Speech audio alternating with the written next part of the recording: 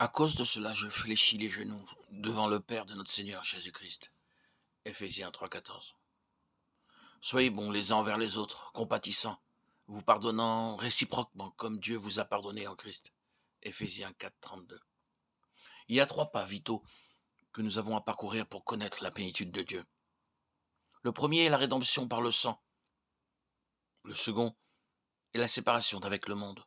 Le troisième, le renoncement à soi. Une chose importante après être entré dans la plénitude de Dieu est de marcher continuellement dans l'obéissance. Lorsque nous allons de l'avant dans la vie chrétienne, dans l'obéissance à la foi, le plan et le dessein de Dieu pour nous est de porter beaucoup de fruits. Le secret pour porter beaucoup de fruits est demeurer. Il est important de réaliser que depuis que chaque croyant est uni à Christ par le Saint-Esprit, tous les croyants sont uns les uns aux autres. Nous commettons une erreur si nous pensons que nous pouvons goûter la plénitude individuellement. La plénitude de Dieu est expérimentée corporativement ou collectivement, mais non pas individuellement. Écrivant au sujet de la plénitude de Dieu, Paul voulait que les croyants comprennent et s'approprient avec tous les saints. Éphésiens 3,18. Non pas l'un d'entre nous seulement qui aurait complètement saisi toute la vérité de l'amour de Dieu, mais alors que nous partageons l'un l'autre, nous deviendrons des croyants mûrs. Le livre des Éphésiens peut être divisé en 2 parties principales.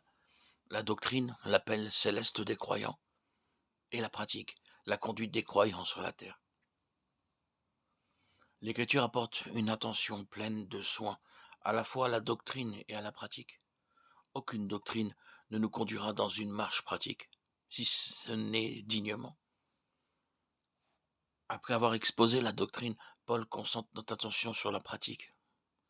Ce qui est votre vocation, marchez-y dignement.